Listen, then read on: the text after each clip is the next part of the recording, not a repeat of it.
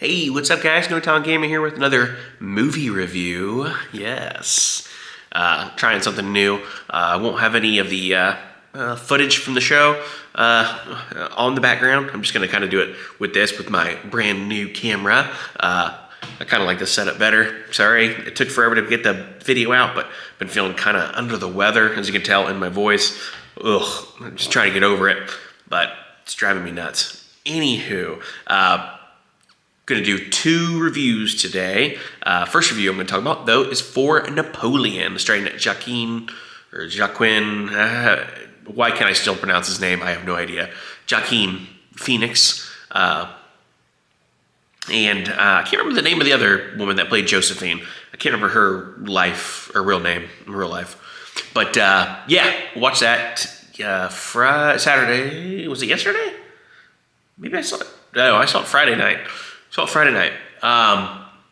Yes, Napoleon. I was super excited about this one. I've actually read, I think maybe one book about Napoleon, but it was more about his, the book that I read was more about his, like his battles, like in depth and in how he did them and all that things.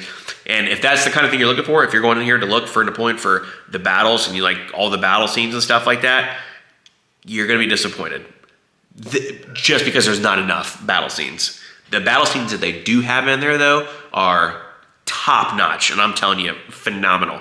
I loved their battle scenes. I went to like the it's the Regal Premium Experience. It's one where the seats and everything vibrate, and I suggest if you do see it, if you go to a Regal theater to go see it in the Regal Premium Experience, or go to IMAX. Because I'm telling you, with the seats rumbling and everything, the battles were spectacular. That is definitely one of the positives for the movie. The battles that they did have. Negative counterpoint to that is that there wasn't many. I would say maybe three big battles, but other than that, I wanted more. I wanted more battles. This movie does want to focus on his relationship with Josephine, and how toxic their relationship was. But yeah, it more or less focuses on that.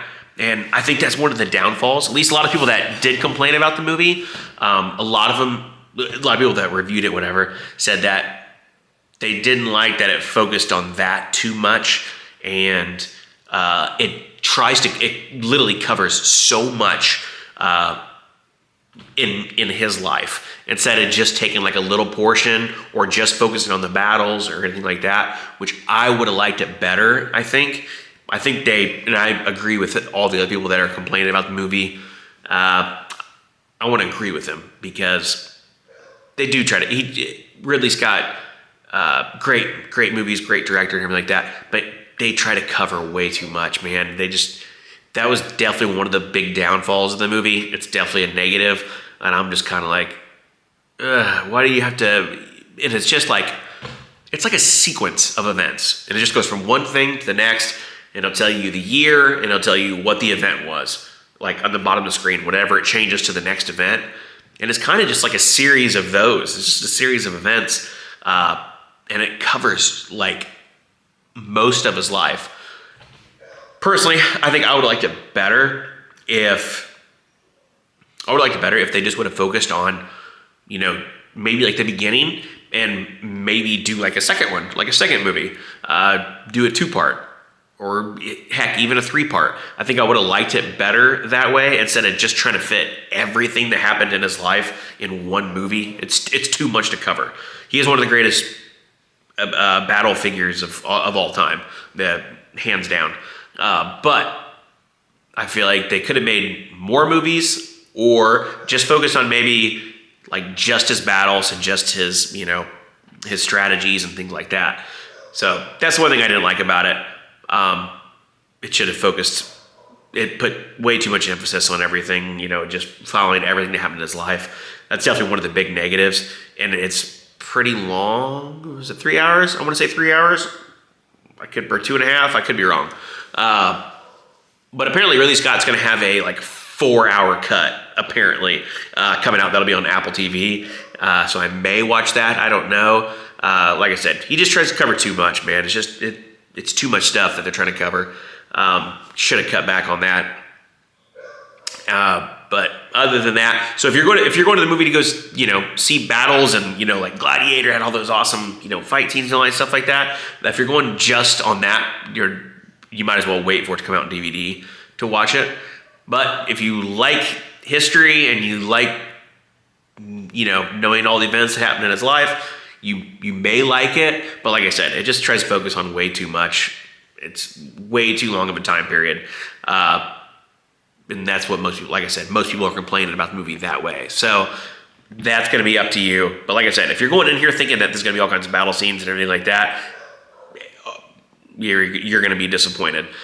So I will say that. But I mean, the acting, Joaquin Phoenix, I think is amazing.